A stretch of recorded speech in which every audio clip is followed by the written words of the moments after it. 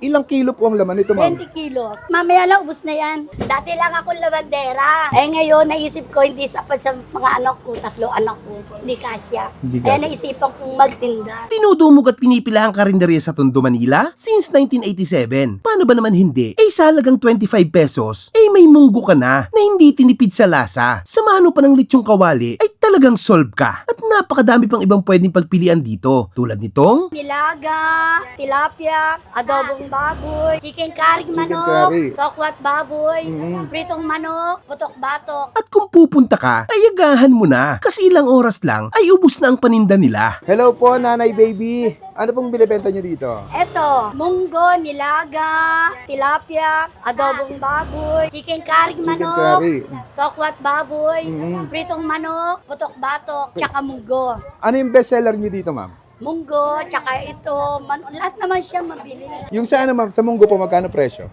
25, 25 pesos lang isang order.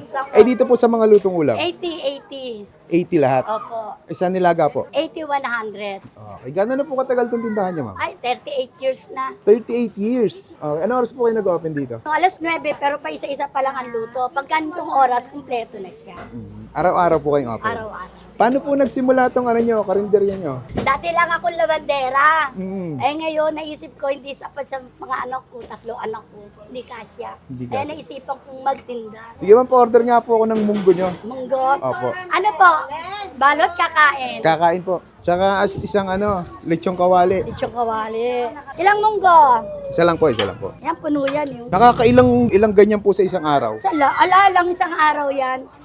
Ilang kilo po ang laman nito, ma'am? 20 kilos. 20 kilos. Grabe. Ilang oras po? Oras, mamaya lang, ubus na yan. Tapos ito po, magkano po isang ganito? 80, 100. Okay, sige, isa rin po. Magkano po nito? 100? 100 na po. Ang dami pala ng 100. No? Hindi ka naman pwede dito magtinda ng mahal. Kailangan. Pangmasa. Alam nyo naman dito. Ang dami bumibili sa'yo, no, ma'am. Hawa naman po ang Diyos. Nakakaraos pa rin. May huling tanong po ako sa iyo, ma'am. Ay, ano lang. Bakit po binabalik-balikan tong tindahan nyo? Anong kakaiba dito sa mga paninda nyo? Ay, siyempre, siguro, mabait ako. Yun ang number 1, yung mabait at magtitinda. Kahit pa paano naman, okay naman ang lasa. Mga suki ko matagal na. Bisa nga, mga apo-apo na eh. Yung apo na ng mga anak nila eh.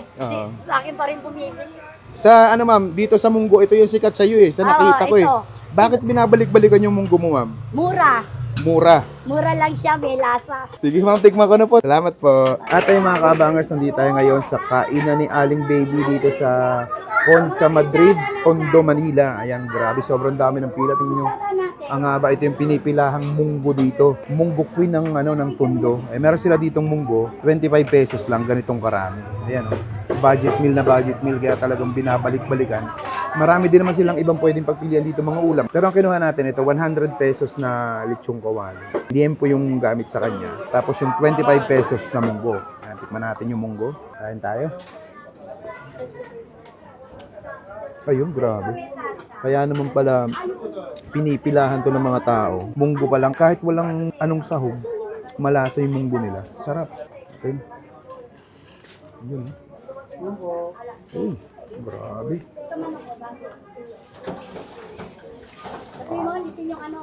Init. Samahan natin ng lechong kawali. Ayan ang combo niya, no? Solid. Pwede ka nang hindi kumuha ng ganito eh. Munggo pa lang, goods na.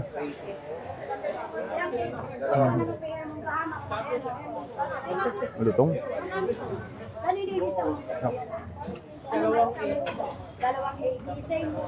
Ang matik, dalawang kanin ka agad eh.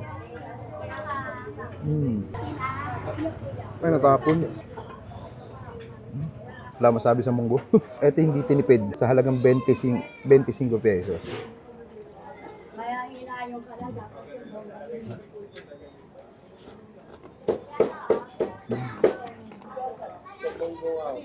Sarap.